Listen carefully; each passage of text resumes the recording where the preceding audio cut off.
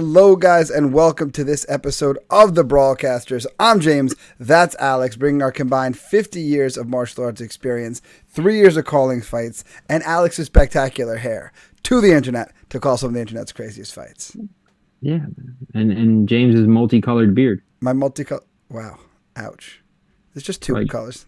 No, you got a little red in there, you got gray, you got brown. It's three. It's a reddish brown, all of it. The gray. No, there's reddish brown, there's brown, and then there's gray. Yeah, and that's thanks to my kids. And depending on what day, depending on who's being better that day, I'll be like, oh, this side, this is all you. This side is all your sibling.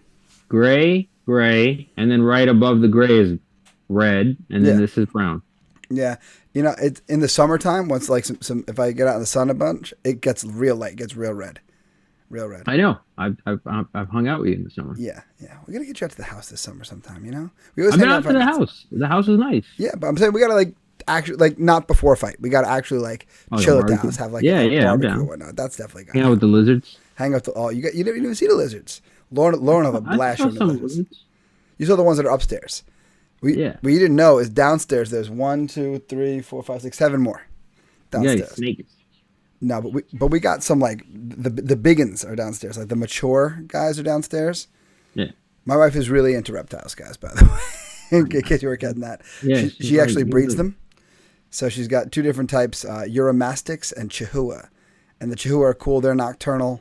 The Uromastyx are diurnal, which is the opposite of nocturnal. In case you didn't know that word. You see, you come to Brawlcasters, you learn things. I don't think our fans knew that word. But that's okay. Now they do. Now they do. Our fans are the type to go like 0-6 and then tell me to put them on an MSG card. Which no, guys, we're not doing that. Sorry. No. Sorry, that's a bad idea. It's a bad idea. Yeah, we had a fun conversation off air. Dude, we have so many fun conversations off air. That's the thing that most of you guys probably get after watching us do this is like Alex and I. Alex might be the only person in the world I talk to more than my wife. Yeah, we talk every day. We send memes. I've been doing a card for Chronic Combat recently, guys. It's a jiu-jitsu promotion I do in the city. It'll be May 9th. Yeah, so as you guys are watching this episode, that'll be this coming Saturday. Yes, sir. And I've been helping out with the matchmaking, and boy, has it been fun. Yeah. Matchmaking MMA is a little bit annoying. Matchmaking jiu-jitsu is a lot of bit annoying. I'd imagine it because I mean, there's prima donnas in every sport, but it seems like jiu-jitsu you get a little more of that. Yeah, jiu-jitsu you get a little more than that, and then like, all right, the biggest thing I'd say with jiu-jitsu is nobody gets paid in jiu-jitsu unless you're at the tippity top. Yeah. But everybody wants to get paid, and like I've had guys that are like, I'll send you videos of them getting slammed on their neck, and they're like, "Hey man, can I get paid for this match?" And I'm like, "No." Like, brother, you sent me this tournament match that you lost as your audition tape. Why would you sent me multiple matches you lost, and you're like, "Hey man, can I get a match and can I get paid?" And I'm like, I don't know where you got that from. I don't know, like the click is not clicking. Yeah. Also, like I don't understand guys who are amateurs who think that by taking amateur fights they're going to make money. Yeah, I mean it's in the fucking word, amateur. Yeah, like that. When you and I call fights for Flex Fight Series, we have fighters fill out a fighter questionnaire. And when I see like guys who are like debuting, or, I'm doing this so that I can take care of my family. Brother, you're 36 years old, taking your first amateur fight. You've been training for 6 months. Hate to break it to you, this is probably not going to go well. And not only that, but you're going to be an amateur for 2 or 3 years before you go to pro. And even when you go to pro, I hate to break it to you, you're probably not making much of any money at all. Like they're paying you in ticket sales commission and pay-per-view commission and maybe $2,000 above that, maybe. Yeah, I mean, me and you talked about it, but like I've had guys that they have a deep hatred for me because like they were at the time they were like late 30s, early 40s, and I told them, and they were like, they were a jiu-jitsu brown belt, but they weren't like a good brown belt, and they were a gi guy trying to go to no gi now, but never really did no gi coming up, and their striking was below 0. It was really bad, and they were like, yeah man, I'm gonna go pro, I'm gonna be in the UFC, and I was like, oh dog, maybe that might not be the route for you. They're like, you hate me, we don't see people dreaming and living. I'm like, dog, I'm trying to be honest with you. it just might not be in the cards. And then they always bring up guys like Yo Romero, Randy Couture. Randy Couture, Olympian. Yo Romero, Olympian. Also, Randy Couture did it when it was a little bit more doable because at the time the sport was still very new. Yo Romero is literally studied by scientists because he's a freak of nature. Yes. So like, you know? Yeah, like when you're an Olympian, like Randy Couture was 36 when he made his MMA debut, but like an Olympian before that, and like in the military, and like athlete his entire life. Yeah. Sorry, like if you're not that guy, you're not making a pro debut at 36. And also, like, again, Randy did it at a time where it's a little bit easier, let's be honest, for a wrestler to just dominate everybody because nobody had wrestling back then. Mm-hmm. And not accusing the natural, because we would imagine that a man named the natural. But we know PEDs were a little more. You know, maybe he was natty, but he still maybe hit that TRT a little bit. Let's just say that. Yeah, exactly. You know, yeah, they'll bring up guys like that to me, or they'll bring up guys like Derek Lewis had a later career in his life, but Derek Lewis was also like he has the fucking power of God. And also he had a career before this, and like he's world class. Like when you can only name 3 guys, when that's all you can name is 3 guys, that should tell you, sorry, bro, you're probably not that. Like every kid, when they're a kid, dreams that they're going to be the starting center fielder for the Yankees or the starting first baseman for the Yankees. And then you play a few Little League games and you realize, oh, wait, no. Yeah, it's like, oh, shit. Probably not. And I don't want to shit on people's dreams. I think go after your dreams. But also, like, you got to be mindful. If you're, like, late 30s, it's probably your dream. You just got to, also understand if you got kids, you got a wife at home, you got a family, that might not be the route, dog. It might be a little easier and, to aim a little lower on that one, bro. Yeah. Listen, take a couple amateur fights. Bucket list item. There you go. You did it. Yeah, you did it. That's good. But otherwise, you're going to be like that 55-year-old dad who's working a job he hates so that he can play in his band on the weekend where they're still just practicing in the garage. And like, occasionally they get paid to like go play at a local bar for like, they get paid $100 for the night. And like, one of these days we're getting an album deal and we're going to make it huge. My brother, your AARP is knocking on your door. You're not going to be the Rolling Stones. I hate to break this to you. And, it's like I said, go after your dreams, guys, but also, like, take care of responsibilities first. Yeah, and your first responsibility is subscribe to the Brawlcasters so you get wisdom like this dropped on you all the time. Go to brawlcasters.printful.me. Got yourself somebody built to brawl line.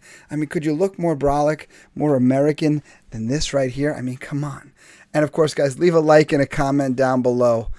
Let us know what your childhood dreams were that you realized you weren't going to accomplish and moved on into realistic dreams. We all have them. Let us know. I'm not mad. No, listen, we're not mad. We're not mad at you at all because that's life. That's life.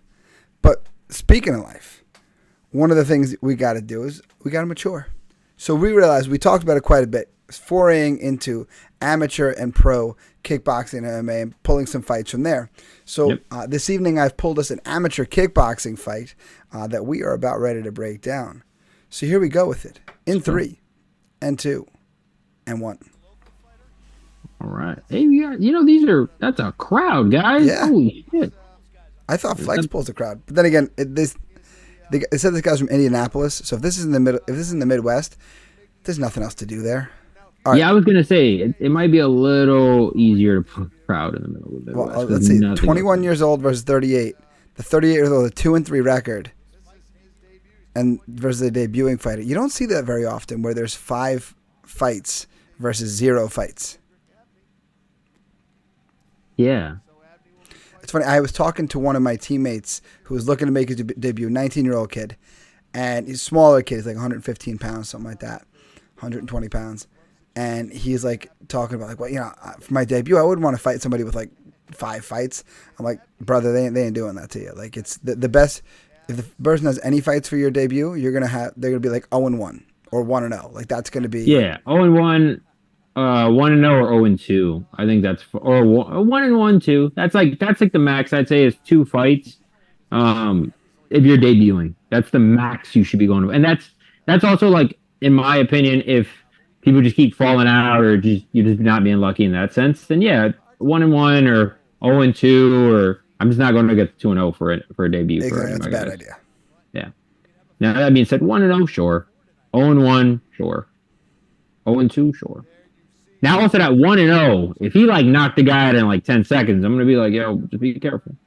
But then again, there's also such thing as I don't want to say flukes, but Yeah, no, there's guys, flukes. yeah, There's flukes fucking too. flukes. Yeah. What's not a fluke is the drip on this referee. You see the bow tie and the dress shirt? I like when they used to do that a lot. They used to do that for like boxing Yeah, I like fights that and stuff. too. I don't like headgear. Oh shit. Yeah. This Abney, I believe, is this gentleman's name. The guy with the red headgear and gloves. the black guy. Yeah. Sorry. I'm trying to be PC here. Uh, Seeing that leg kick right there, I suddenly know why they took a fight with a guy who has 5 fights, because he might have 5 fights, but our man is not super. See, like his where he's lining up is all wrong for that leg kick. When you what I will say about blue, go ahead, sorry. yeah, blue headgear. When you line up your front foot with your opponent's front foot and you go to round kick them, your center of your strike is way off. Your power is dissipated long before you got to your target. Yeah. Very true. I would say with blue also, if you notice there's small tidbits where he hasn't sparred enough. The reason I know that, right? He landed a few decent, not the best shot, but semi-decent shots on the other gentleman. And his first instinct was to look at his opponent and nod like, okay, good. Like, brother, this is a guy you have to go hard against. This is not sparring. This is not friendly right now. You guys be friends after the fight. But to land a shot and look at him like, okay, like, no, bro, you need to keep the tempo. It's those little things you got to keep mindful, guys. Mm. And you see, Abney definitely has the power, the power advantage. Yeah. He's definitely built athletically, whereas our other gentleman here is not built. So, yeah, I was going to say. Goes to the Conti workout session. Yeah, he looks like the dad who took this up in his later 30s. He looks like that guy who's like, I'm gonna live my dream.